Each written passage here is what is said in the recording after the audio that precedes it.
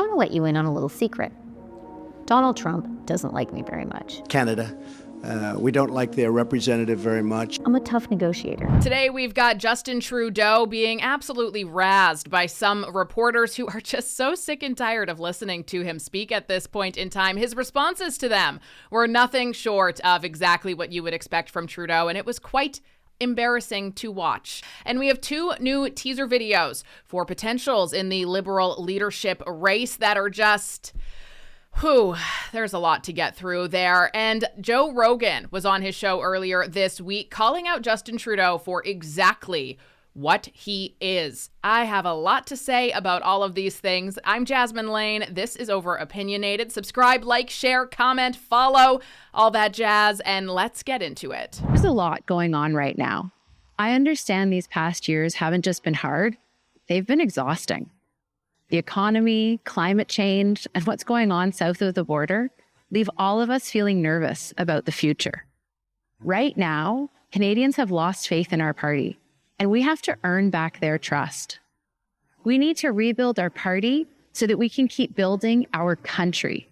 We need new leadership to fight for everyday Canadians. A leader who understands what people are going through and works every day to make their lives better.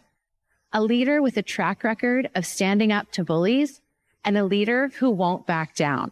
Somebody who understands everyday Canadians and will stand up for everyday Canadians. Your track record would say otherwise, my dear. However, let's just take a quick little peek at her Wikipedia page, okay? So first and foremost, she actually does have a pretty interesting family history. Her paternal grandparents were both Czech Jews who survived the Holocaust. Her mom's German, met her father while on a kibbutz in Israel.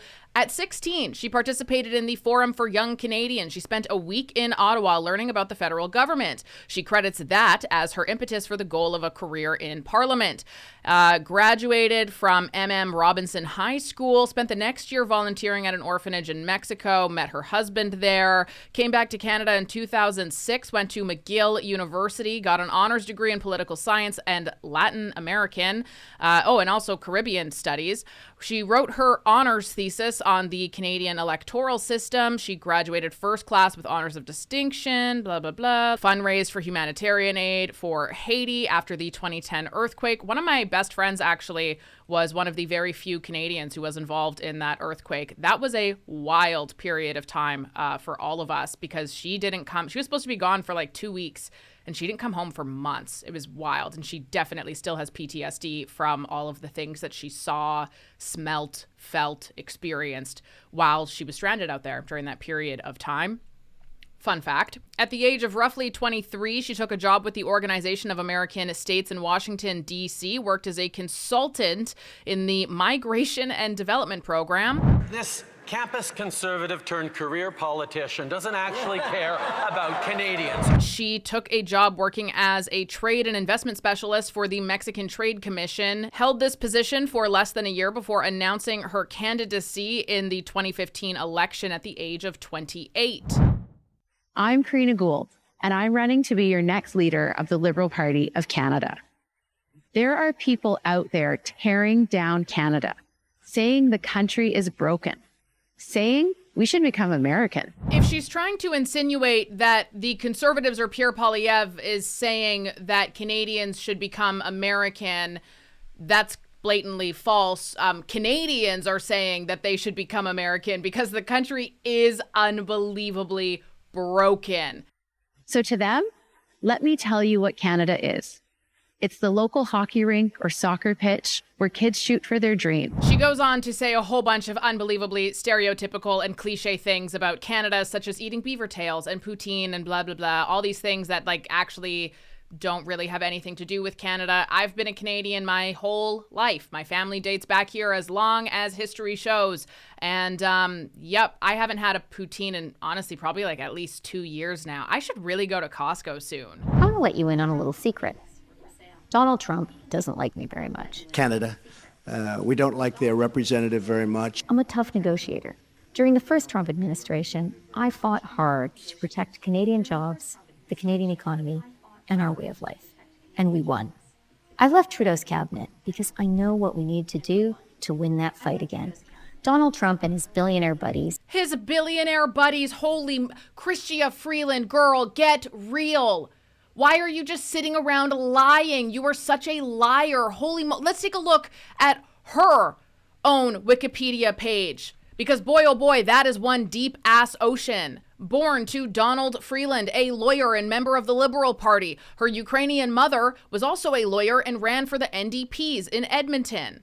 An activist from a young age, organizing her first strike in grade 5. She attended the luxurious, elitist United World College of the Adriatic in Italy. She also studied Russian history and literature at Harvard. She was an exchange student in Ukraine. A weekly columnist in the Globe and Mail. She worked as managing director and editor of consumer news at Reuters and global editor at large of Reuters. Let's just take a look back at some of the people that she is affiliated with. George Soros? Billionaire? No, he's not. He's not. It's just Donald Trump's friends. None of my friends, just Donald Trump's. You're an idiot, buddy. I first met you in Ukraine in 1990 when you began those efforts. There were many years, I think, when it seemed it was all useless. Does it say something to you, teach you something about open society, civil society building? Billionaire Mark Carney is the godfather to her child, for crying out loud. And I just checked this out too. Apparently, since she transitioned into politics in 2013, her net worth soared to new heights. According to recent estimates, Chrystia Freeland's net worth currently stands at a whopping $40 million. Get wrecked. Think they can push us around. Trump thinks we're for sale, but he can take what isn't his. I'm not gonna let him. No, he doesn't. Trump is using this as a negotiating tactic. Trump doesn't think we're for sale at all. You clearly don't know Donald Trump at all. So there you go. You just completely disproved whatever narrative you're trying to run on here. We're a proud country. The true north, strong and free. A country of smart, caring, and hardworking people. A country that gets big things done. A country worth fighting for. But Pierre Poilievre, he'll bow down to Trump and sell us out. I would far rather, if that even were true, which it's not, she's fear-mongering here and she's trying to manipulate the truth. But even if that were true, I would far rather be sold out to Donald Trump than I would be sold out to the World Economic Forum. Just gonna throw that out there. This moment matters for all of us. I'm running to be leader of the Liberal Party and our next Prime Minister. I'm in this to fight for you, to fight for Canadians. I cannot even begin to comprehend the level of absolute delusion that these people who are literally the only reason why the Liberal Party is where it is today have the audacity to say the things that they are. Are you kidding me? We begin this morning with a concerning new look at how many Canadians are struggling with the rising cost of living. 1 in 4 people living in poverty in this country. Those numbers coming from Food Banks Canada. It found the poverty rate is actually higher than the 10% estimated by Stats Can using metrics out of Europe. The report says 25% of Canadians cannot afford 2 or more household essentials, putting them below the poverty line. That includes 30% of 18 to 30-year-olds, 44% of single-parent families, and 42% of renters. Yeah, so I wonder why 8 out of 10 Canadians, according to their statistics, are getting back more than they pay into the carbon tax. Well, it's probably because 8 out of 10 Canadians are very close to poverty or already in it. I came across this on X earlier today as well. When Justin Trudeau took office in November of 2015, and remember, Mark Carney, Chrystia Freeland, and Karina Gould have been there by his side from day one. In 2015, the dollar was at 75 cents US. The national debt was at $630 billion. Average home, $450,000. Average gas price, $1 per liter. Today, the Canadian dollar is at 69 cents. National debt, $1.3 trillion. Average home is $725,000. An average gas price is $1.51. So while yes, Karina Gould, you are completely right. Canadians have lost trust in the Liberal government. They've lost trust in you. They've lost trust in the government that you have sat idly by on. You have not fought for Canadians. You have not helped Canadians at all. And you have known this and just defended every single action that you did. Like we're all idiots who don't know how to read or feel how bad the situation is economically right now. And you want us to what? To vote for you. Really? That's shocking. That is so delusional and shocking. The only way the Liberal Party of Canada can build back anything is once all of those main ministers, once Trudeau's entire appointed team of career politicians, by the way, are removed. So please, don't run. Just leave us alone. All of you suck. None of you are good. Please get out of our lives. And you know what the worst part is the fact that not only have you been completely oppressing us and stifling us, but when we speak up, you have manipulated and lied to this horde of dumb people who will just vehemently defend you and cancel us for saying my life is really hard right now and I know what the common denominator is. And Joe Rogan perfectly summarizes all of this. How is it that people who don't even live in this country are very aware of what is going on here, yet there's so many people who live in this country that say, no, that's not true? If you can't express yourself and say, hey, this is f***ed up, this is crazy, why am I doing this? Like, these studies show that you're not correct. Like, if you can't say all those things, which right now you can't do in Canada, it's not the same. Like, their ability to express themselves on the internet has been severely limited. It's real weird, man. And it's like it's on the same patch of land as us, and it's fucked. Isn't that so crazy? Like, we're actually so close together, and it is a night and day difference of how things are run. Like, we don't have freedom of speech in Canada. We have freedom of expression, freedom of religion. We don't have freedom of speech. If anything, you know, we have all those bills that, thank God, were scrapped due to proroguing, that we're trying to limit our speech even more. It just shows you what can happen here if you don't have the right laws. Because people like that kid, Justin, they pretend you guys that are on first name basis. Yeah, that sucker. They pretend that they're, and I don't talk this way about anybody. No, I'm really surprised. I genuinely despise people like that. And I think it's good to say it publicly because people need to understand like what these people are doing. These people are leading you on the road to legitimate communism. But I'm at a point where I think that a lot of his followers think that communism or socialism actually is going to be what's going to make Canada survive and thrive, you know? Oh, well, it just didn't work in the past because they did it wrong, but we're going to do it right this time. Better than you know, Pierre Poilievre, because he's so divisive. Like, he's leading that country on a road to legitimate communism. It's very dangerous.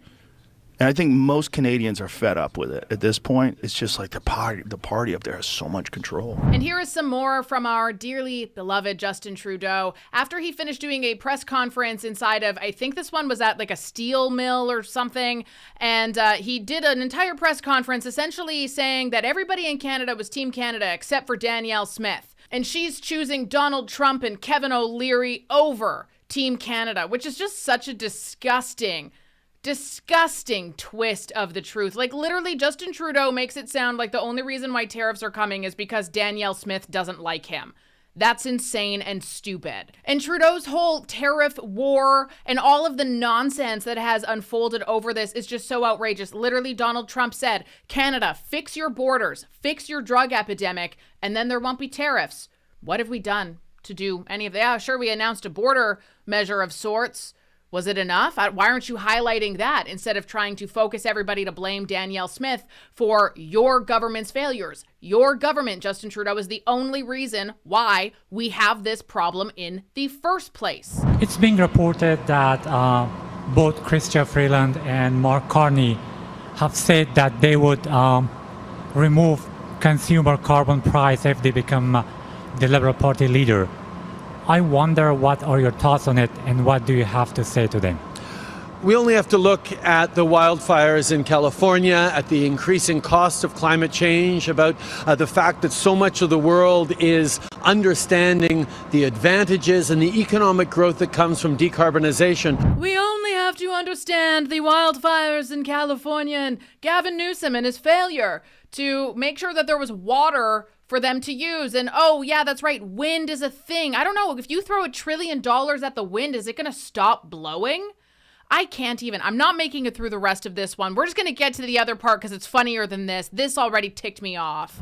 If you're not seeking re-election, you're not running in the Liberal leadership, respectfully, why are you here in Windsor? This essentially feels like a campaign whistle-stop visit of our wonderful city. Why spend all this money on security and travel if you're not campaigning?